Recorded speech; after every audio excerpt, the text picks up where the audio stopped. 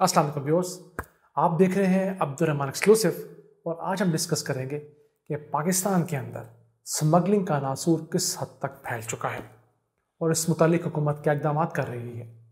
सबसे पहले तो एक तहकीकाती रिपोर्ट सामने आई है जिसके मुताबिक 2014 से 2018 के दौरान पाकिस्तान के अंदर स्मगलिंग की जो तादाद थी उसके अंदर 3 गुना इजाफा हुआ है। पहले स्मगलिंग हमारी जीडीपी का 3.88% हिस्सा हुआ करती थी, जबकि इन 4 सालों के दौरान ये बढ़कर 11.25% हिस्सा हो गई। इस हिसाब से मोटा मोटा अंदाजा लगाया जाए तो हमारी जीडीपी चूंकि 300 अरब डॉलर्स की थी, तो पाकिस्तान में स्मगलिंग 33 अरब डॉलर्स यानी 3,300 अरब रुपए की स्मगलिंग होती थी। इतनी मालियत की अशिया पाकिस्तान स्मगलिंग के जरिए लाई जाती थी, जिससे अगर 10% भी टैक्स लगाया जाए तो हमारी मईशत को 300 से 350 अरब रुपए का नुकसान हो रहा था। ये तो मैं बात कर रहा हूं पिछली हुकूमत नवाज लीगी हुकूमत से मुतालिक। अब होता क्या है, जितनी स्मगलिंग पाकिस्तान में होती है उसमें से 5 से 10% जो है वो सिर्फ पकड़ी जाती है, जबकि 90% अशिया रिश्वत देकर, धौंस धांधली या छुप छुपा कर स्मगल करती जाती हैं। अब नजर डालते हैं कि कौन सी अशिया कितनी स्मगल की जाती हैं। सबसे पहले हम देखा जाए तो डीजल और टॉयलेट की जो चीज़ें होती हैं, जैसे शैम्पू है, आपके साबुन है, आपके फेस वॉशेज़ हैं, आपके ब्रशेज़ हैं, आपके कंडीशनर्स हैं, ये तमाम चीज़ें जो हैं ये 53% दोनों 53-53% स्मगलिंग होती है। मुल्क में सिर्फ 47% बनती हैं। जो डीजल की स्मगलिंग पाकिस्तान में होती है उसका तो हमने अंदाज़ा पहले वीडियो बना चुके हैं, उसके ऊपर आप देख सकते हैं कि पाकिस्तान में सालाना 110 अरब रुपए का डीजल स्मगल होकर आता है। अगर आप इसके ऊपर जो टैक्सेस होते हैं, नॉर्मली 40% टैक्स हुकूमत लेती है, तो आप समझिए पाकिस्तान को स्ट्रेट फॉरवर्डली 44 अरब रुपए का हर साल लॉस हो रहा है डीजल की मद में।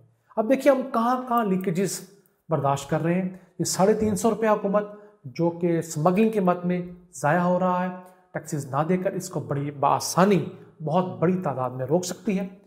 उसके बाद नंबर आता है आपके मुल्क में इंजन ऑयल का, जो 43% स्मगल होता है। टायर्स की बात की जाए, जो हम सब के मोटरसाइकिलों से गाड़ियों तक मिलते हैं, वो 40% स्मगल होकर आते हैं। और तुम देखिए कि एक टायर के अंदर दूसरा टायर, तीसरा, चौथा टायर डाला जाता है, यानी कि ट्रक के टायर के अंदर बस का टायर डाला जाएगा, बस के टायर के अंदर उससे छोटी गाड़ी का, उसके बाद उससे छोटी गाड़ी का डाला जाएगा।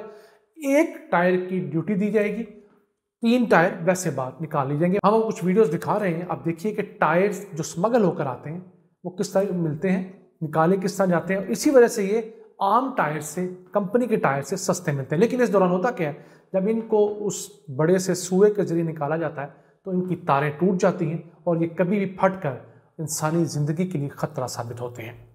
इसके अलावा जो चीज़ बड़ी मिकदार में स्मगल होती है उनमें मेडिकल की अशिया, मसलन अद्वियात, सर्जिकल की अशिया, ये 44 अरब रुपए की चीज़ें स्मगल होती हैं, ये वाली। और फिर आती है हमारी सिगरेट, जो एक वैसे ही लानत है, वो भी 44 अरब रुपए की हर साल स्मगल होकर आती है पाकिस्तान में। और आखिर में टेक्सटाइल की अशिया का जिक्र करना लाजमी समझूंगा, जो कि 3 लाख टन वजन के हिसाब से पाकिस्तान में स्मगल होती है। उसकी आदादो शुमार अभी तक कुछ नहीं आ सके। यह अशिया आप समझते होंगे, आप जब दुकानों पर जाते हैं, मेरी थाई कपड़ा है जी, ये फलाना कपड़ा है, ये सारा स्मगल होकर आ रहा होता है। अब इस हुकूमत में आने के बाद क्या किया, एक बेहतरी ये की कि पाकिस्तान के अंदर तकरीबन 60-65% जो मोबाइल फ़ोन थे वो स्मगल होकर आ रहे थे। इन्होंने आकर एक टेक्नोलॉजी लगाई, उसके बाद हर मोबाइल फ़ोन को रजिस्टर करवाना लाजिम करार दे दिया गया। उसका फ़ायदा क्या हुआ कि मोबाइल फ़ोन की स्मगलिंग ज़ीरो हो गई है पाकिस्तान में। मोबाइल फ़ोन आप स्मगल नहीं कर सकते क्योंकि उसको पीटीए के साथ रजिस्टर करवाना होता है। और उसका हुकूमत को, अवाम को क्या फ़ायदा हुआ, गुज़िश्ता साल हुकूमत ने उससे 54 अरब रुपया टैक्स हासिल किया है, जो कि पहले लोगों की जेबों में जाता था, अब रियासत की जेब में आया है। ये बड़ी अच्छी डेवलपमेंट हुई है। इसके साथ इस साल सन 2020 के इब्तदाई 4 माह जो हैं, जुलाई, अगस्त, सितंबर, अक्टूबर, उसके आदादोशुमार बड़े अच्छे आए हैं। पाकिस्तान के अंदर पाकिस्तान कस्टम ने 40 अरब रुपए की अशिया जब्त की हैं, जो स्मगलिंग की अशिया हैं। और ये अगर रफ्तार जारी रही तो इस साल 120 अरब रुपए की अशिया जब्त कर ली जाएंगी, जबकि पिछले साल जो चीज़ें जब्त की थी उनसे इस साल की जो तादाद है वो 43% ज़्यादा है। अब देखें कि पाकिस्तान में स्मगलिंग की वजूहात बड़ी क्या है। पहली बड़ी वजह तो जाहिर सी बात है, बड़े तगड़े लोग हैं, MLAs, MPs, सेनेटर्स, मुबैना तौर पर इस लेवल के बड़े लोग इस काम में इन्वॉल्व हैं। नंबर 2, रिश्वत, ऑब्वियसली हर जगह रिश्वत है। तीसरी बड़ी वजह जो कस्टम की जन्म है कि इनके यहाँ तादाद कम है। मसलन कस्टम के पास नफरी की कमी है। उसकी एक छोटी सी मिसाल मैं आपको सूबा बलूचिस्तान से देना चाहूँगा, जो पाकिस्तान का सबसे बड़ा सूबा है और उसका बॉर्डर भी सबसे बड़ा है, जो ना सिर्फ अफगानिस्तान, ईरान और समंदर के साथ लगता है, जहाँ से स्मगलिंग होती है। इस सूबे के अंदर कुल कस्टम के कितने एहलकार होंगे, कुछ गेस कीजिए। सिर्फ 1000 एहलकार, यानी 100 मुरब्बा किलोमीटर के लिए एक एहलकार है, जबकि यहाँ पर 10,000 एहलकार भी हों तो कम है। पाकिस्तान का सबसे बड़ा सूबा है। तो क्या होगा, वो लोग बैठे रहे दफ्तरों में, थोड़ा बहुत पकड़ लिया, सख्ती हुई, सामान डाल दिया, बाकी रिश्वतें लेकर पेट भर लिया। इस मुतालिक तो PM ने एक दफ़ा कहा था कि मैं जानता हूँ कि कस्टम में एक सीट ऐसी है जो कि महाना 50 करोड़ रुपया रिश्वत लेती है, और वो बलूचिस्तान की सीट है। तो इस मुतालिक ये बहुत लुक्रेटिव सीट्स भी हैं हराम कमाने के लिए।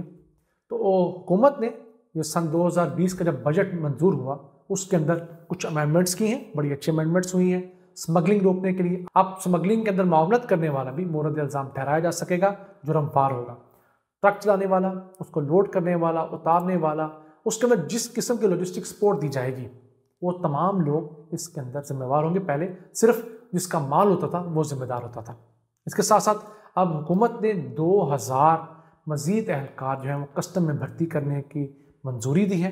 वो बड़ा अच्छी डेवलपमेंट है, अफरादी क़ुव्वत बढ़ेगी। फिर अब हुकूमत ने तमाम इंटेलिजेंस एजेंसीज और कस्टम को मिलाकर एक कमेटी बनाई है जो कि कस्टम को इन्फोर्स करेगी और तमाम चीज़ें रोकेगी। और सबसे आखिर में पाकिस्तान का पूरा बॉर्डर जो है, जो तकरीबन 2600 किलोमीटर का बॉर्डर है, वो तमाम का तमाम सील किया जा रहा है, जिसमें 70% पे बाढ़ लग चुकी है।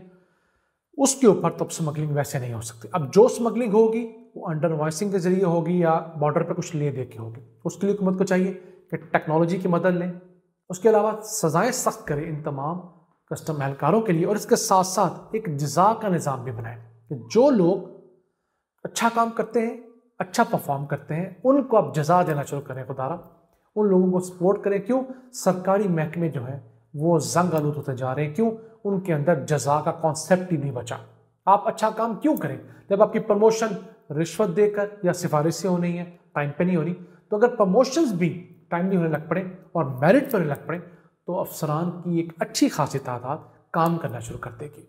इसके लिए कस्टम जैसे इदारे को ना सिर्फ नए अफराद चाहिए, नई कस्टम अदालतें चाहिए, उन अफराद को गाड़ियाँ और दीगर रिसोर्सेज चाहिए। उन पर लगाया हुआ हर 1 अरब रुपया आपको 10 गुना बढ़कर रिटर्न करेगा, और यही पाकिस्तान के मुस्तकबिल के लिए अच्छा होगा। कस्टम को इन्फोर्स करने के लिए हुकूमत ने कुछ कानून साजी तो कर दी, कुछ करना बाकी है। हमारी उम्मीद है कि हुकूमत अगले साल तक वो मज़ीद तमाम जो लकूनाज हैं, कानूनी पेचीदगी हैं, उनको पूरा करे, क्योंकि अब जिस बंदे ने 1 करोड़ रुपए की स्मगलिंग की है उसको 14 साल तक सज़ा दी जा सकती है। उसके अलावा उसकी जायदाद का एक बड़ा हिस्सा भी जब्त किया जा सकता है बतौर जुर्माना। उस कन्फिस्केट की हुई चीज़ के अलावा उसके साथ उसकी प्रॉपर्टी जो ऑलरेडी प्रॉपर्टी अलहदा होगी वो भी कन्फिस्केट की जा सकती है। ये कानून नए आए हैं। अब हुकूमत ने बाइफरकेट कर दिया है कि किसी ने 10 लाख तक की स्मगलिंग की है तो क्या सज़ा है, 30 लाख, 50 लाख, करोड़, उससे अबव की। तो ये अच्छी अमेंडमेंट हुकूमत इस फाइनेंस बिल के साथ लेकर आई थी। नाज़रीन, ये था आज का व्लॉग। अपने मेज़बान अब्दुर्रहमान को इजाज़त दीजिए और हमें अपने फीडबैक से आगाह करते रहिए। अल्लाह ने के पान।